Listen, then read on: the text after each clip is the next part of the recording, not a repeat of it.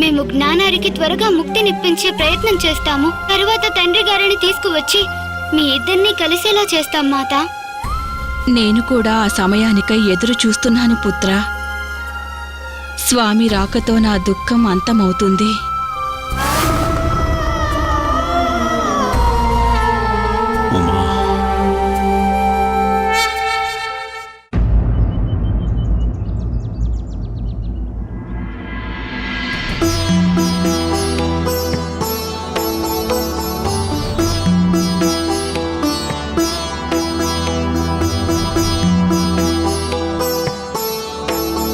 ఇక్కడ నాలాంటి అసంతృప్త ఆత్మలెన్నో అలమటిస్తున్నాయి.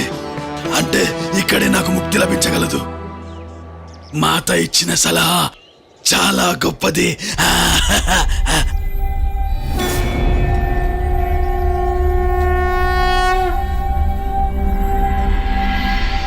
ఈ ఆత్మకు విముక్తి కల్పించాలంటే తనకి శ్రాద్ధం పెట్టాల్సి ఉంటుంది. అయితే ఎంత సులభంగా విముక్తి లభిస్తుందనే విషయం నిర్ధారించేది ఒక్కటే, అతడి జీవితకాలంలో చేసిన పాపాల సంఖ్య. తండ్రి గారు లెక్కలేనని పాపాలు చేశారు. వారికి ముక్తి లభించడం అంత సులభ సాధ్యం కాదు. మృతులు ఎవరైనా వారికి సద్గతులు కల్పించే ప్రయత్నం చేయక తప్పదు. అది పుత్రులందరి కర్తవ్యం. పితృలోకంలోనే మన పూర్వీకులందరి ఆత్మలు నివసిస్తూ ఉంటాయి. చంద్రలోకం స్వర్గలోకాల కంటే ఉన్నత స్థానంలో ఉంటుంది పితృలోకం. ఒకవేళ ఎవరికైనా తగిన రీతిలో శ్రాద్ధ కర్మలు జరిపించకపోతే వారి ఆత్మలు అలమటిస్తూనే ఉంటాయి. ఆత్మలకు శాంతి మనం శ్రద్ధతో చేసే పితృకార్యాల వలనే లభిస్తుంది.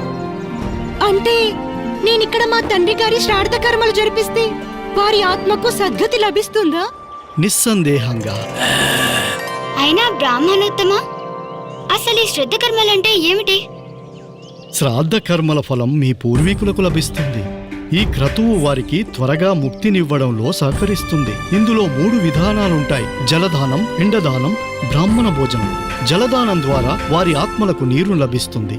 పిండదానం ద్వారా వారికి తృప్తి లభిస్తుంది. బ్రాహ్మణ భోజనం ద్వారా శేషం లేకుండా పోతుంది.